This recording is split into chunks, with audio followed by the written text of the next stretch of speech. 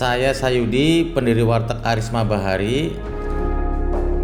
Berawal dari pekerja asongan atau pedagang asongan, sampai sekarang Warteg Karisma Bahari sudah ada di Jabodetabek, bahkan di luar kota. Saya mempunyai slogan, siap mewartegkan Jabodetabek, dan kini telah berubah menjadi siap mewartegkan Indonesia.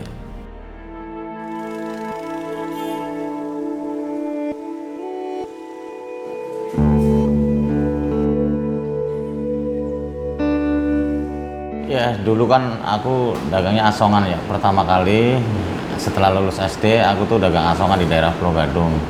Terus namanya dagang asongan, kita kan sering dikejar-kejar tramtip gitu kan. Jadi saya punya inisiatif untuk pengen buka warteg. Kebetulan emang keluarga saya juga emang jualannya adalah sebagian besar adalah warteg.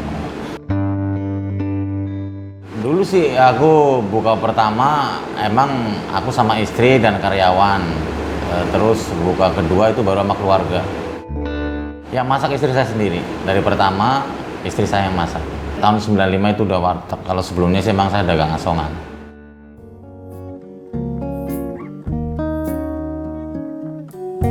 Jadi istri itu tugasnya itu masak, melayani dulunya ya. Terus kalau saya tugasnya laki-laki ya kadang-kadang ke pasar, terutama ke pasar, terus ngatur-ngatur warung lah, intinya seperti itu. Berarti dulu kayak bangun dari nol banget ya Pak sama istri? Betul, saya belum ke pasar aja masih naik angkot. Masih naik angkot, pulangnya juga masih naik angkot, kadang ngojek. Emang saya dari awal banget. Kalau sekarang sih anak-anak sekarang hampir sudah tidak ada warteg yang belanja naik angkot, walaupun mungkin ada, tapi ya jarang sekali. Kalau dulu otomatis saya untuk beli kendaraan aja belum mampu. Makanya warteg pertama pun emang wartegnya kaki lima juga. Ya, keseharian saya itu sebenarnya kita nyari lokasi, survei lokasi, ngatur kerja tukang, ya kan, kita nengok warteg cabang di mana gitu kan. Keseharian saya itu seperti itu.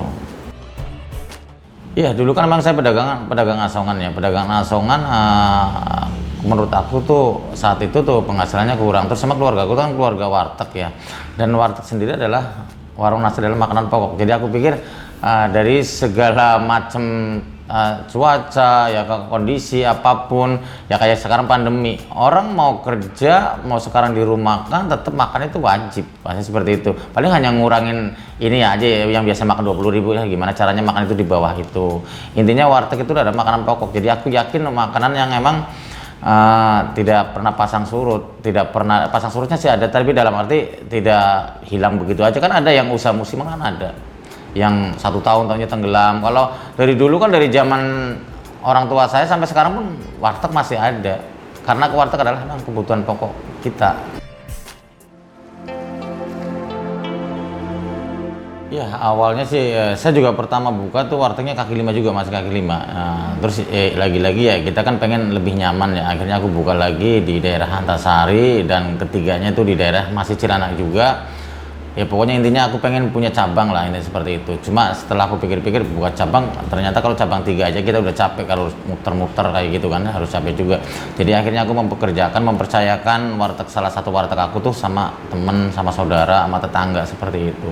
Awalnya cuma seperti itu, lama-lama kan orang yang kami pekerjakan itu dia punya modal. Dan setelah dia punya modal, dia pengen buka sendiri kan. Siapa sih orang yang tidak pengen buka warung sendiri gitu kan, tanpa ngikut orang lain. Sistem franchise-nya berarti bagi hasil Pak? Iya, jadi kalau ke sayanya itu jual putus, tapi nanti sistem kedepannya adalah bagi hasil si investor dengan si pengelola. Pengelola itu orang yang ngelola warteg itu dari orang-orang kami. Jadi sistemnya nanti bagi dua dengan si investor. Setelah dipotong operasional, contoh sewa kiosnya sebulan ketemunya berapa, gaji karyawannya sudah, bayar listrik udah, mamanya PAM sudah, dan sisanya berapa, ini yang akan dibagi dua, si pengelola dan nanti si investornya. Kurang lebihnya 650 cabang di Jabodetabek, sudah ada juga di luar kota juga.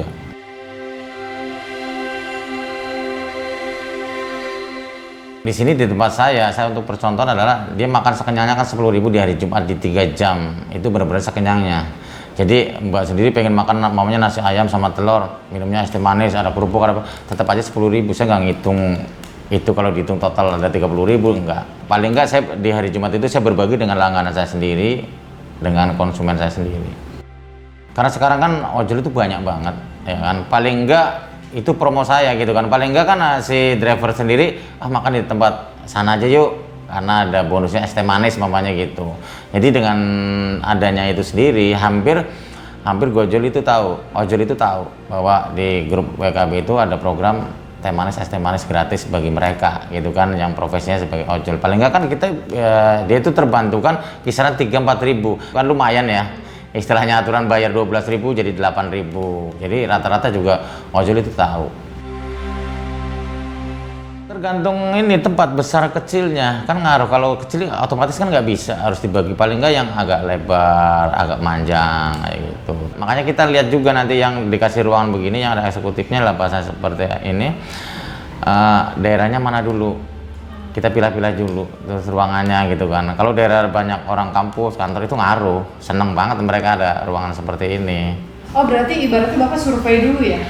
Iya, tempat besar, oh sini boleh nih dikasih ruangan AC karena cukup. Karena daerah perkantoran pun kalau emang tempatnya kecil ya nggak bisa dikasih ruangan AC juga kan, lokasi kan masing-masing ya, bisa dikasih setting AC atau enggak. Kalau emang cuma kecil ya nggak bisa.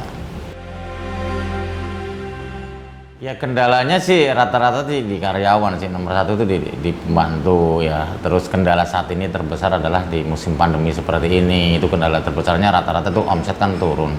Tapi sebenarnya sih di pandemi ini tidak semuanya turun. Kalau yang turun ya terutama yang emang daerah-daerah yang begitu terkena dampak kayak kampus ya. Kalau di lingkungan kampus rata-rata itu turunnya drastis, agak drastis ya. Kalau di lingkungan kampus ya karena emang mahasiswanya nggak ada gitu kan, belum masuk. Tapi kalau di daerah-daerah ya, pedalaman itu rata-rata turun tapi nggak banyak. Tapi kalau daerah perkantoran kadang-kadang turunnya banyak. Terutama di kampus lah itu. Ya kalau itu tadi, kalau dukanya kalau musim banjir seperti ini juga ada sebagian yang emang tergenang ya kan, terutama kemarin tuh ada beberapa yang emang sampai 1 meter lebih gitu kan, otomatis nggak jualan. Terus tadi kalau emang dukanya lagi kalau emang kita lagi dagang lagi rame, taunya bermasalah kontrakannya tidak diperpanjang, itu dukanya. Kalau sukanya ya otomatis ya kebutuhan kita tercukupi ya kan, keluarga lah terutama. Pencapaian terbesar Pak Sayudi selama mengelola WKB apa Pak? Ya, aku nggak berbicara materi ya, tapi paling nggak saya sudah dikenal di kalangan tertentu ya. Kayak saya pernah diundang oleh Sandiaga Uno, saya diundang Pak Presiden sendiri, dan beberapa menteri saya pernah ketemu. Itu kebanggaan tersendiri buat saya. Kalau aku sih orangnya cenderung gini ya, jalanin yang ada. Orang sih sering sih ngomong, kenapa bisa jadi besar? Aku tidak pernah merasa besar. Jadi begini, kalau orang puasa, kalau dipikirin jam 8 pagi aja udah lapar, Mbak. Bener kalau dipikirin, ya kan? Jam 8, kayaknya jam itu nggak bergerak. Tapi begitu kita menikmatin, ikhlas, kita mikirin yang lain, jangan mikirin puasanya. Tahu-tahu sore, sama kalau kita ngerawat anak, nggak usah dipikirin gede-gedenya gitu kan. Nanti juga gede sendiri. Yang penting tugasnya orang tua, ya itu tadi kasih nafkah anak. Sama saya dalam usaha seperti itu. Saya bekerja aja. Nanti orang lain pun yang akan melihat kita tuh besar, tapi kita jangan pernah merasa besar. Kalau orang lain ngatain kita besar ya terserah kata orang lain, tapi kalau kita merasa besar, sombong nanti soalnya.